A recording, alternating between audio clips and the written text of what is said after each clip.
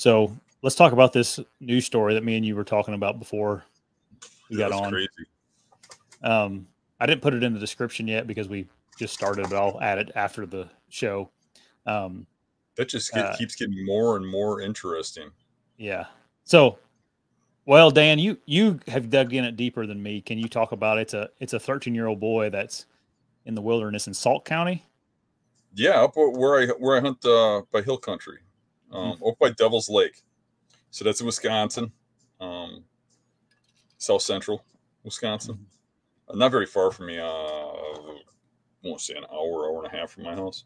Yeah. Place I'm somewhat familiar with. And the first time I heard the story, I was like, they're searching for a 13-year-old kid that's in the woods. And I'm like, why can't they find this kid? Yeah. Devil's Lake ain't that big. I mean, just go in there and get him, you know? Yeah. Shouldn't take much at all. And, but the more you get into the story, the more it starts getting crazy. And it turns out that this kid, 13 years old, and he looks real small. He looks small for his age. Yeah, he didn't look very big. Right. He stole the family van. Sounds like he stole a handgun too, they think. A loaded handgun from the house. He has a bunch of survival manuals, and he's into survival and wants to live off the grid. And they believe he's living off the land, and they've been chasing him around for like 2 to 3 weeks now. Yeah. And they've found 2 of his campsites. Every time they find a campsite, he relocates. And they've used hounds. He's able to dodge the hounds. And they're finding the plants that he's clipping to eat. And it's just crazy. When you start looking into the story and listen to it, it's just intriguing that a 13-year-old kid could do all this.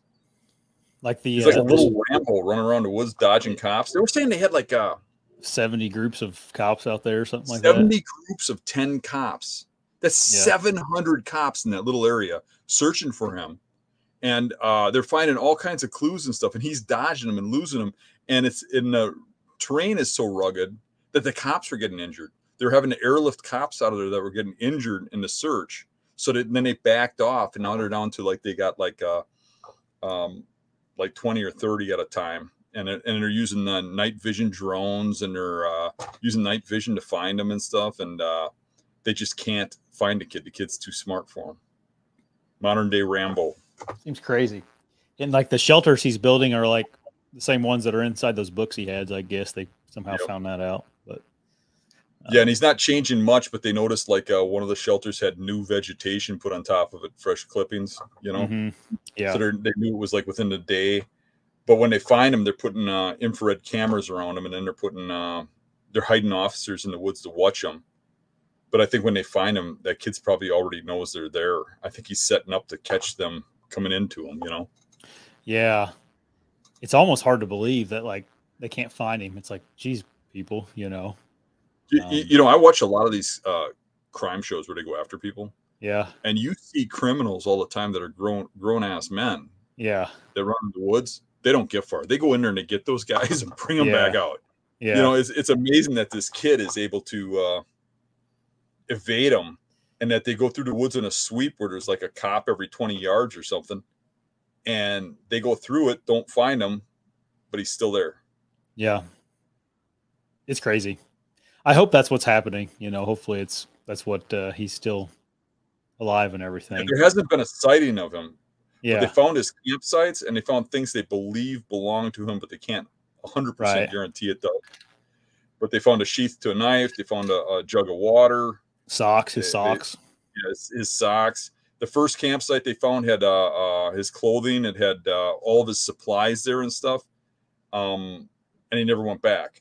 So obviously he knew they were there. And then when they found his second campsite, he had relocated a long ways away, probably because they spooked him out of the first one. Yeah. Yeah, sounds like a future Alone winner. Right. Oh man, this is one day he'll be doing training classes on what mushrooms to eat at the local prison.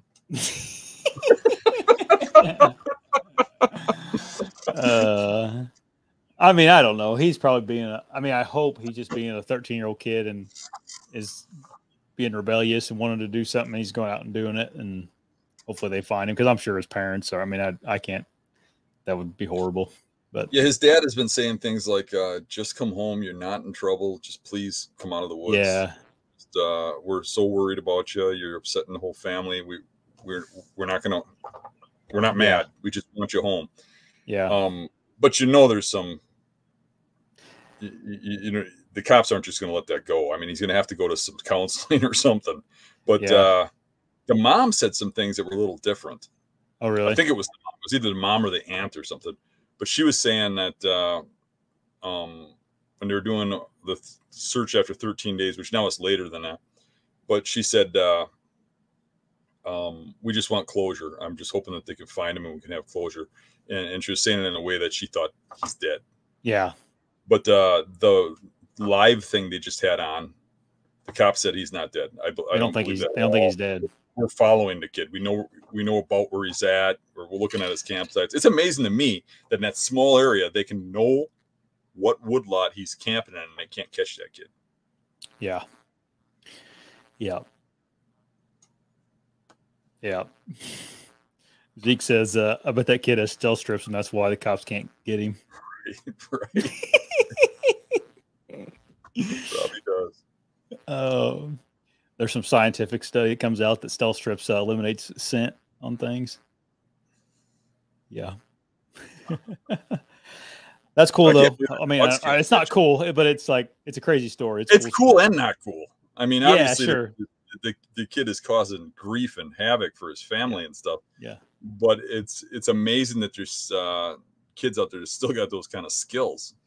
It'll be cool in like 50 years when that kid has like a podcast and he's telling everybody about it. Then it'll be cool.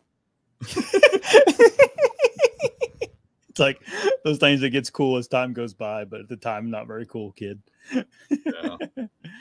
Oh yeah. So yeah, hopefully maybe we'll try to keep track of that story and give people updates whenever we can. Yeah, maybe in like 6 months he'll actually come out, you know. And yeah. Right. Getting cold out. I think I'll go home. Yep. I could see Alone reaching out to that kid when he comes back home, and it'd be a good storyline for him. I just hope he doesn't do something stupid with that gun, afraid to come out or something.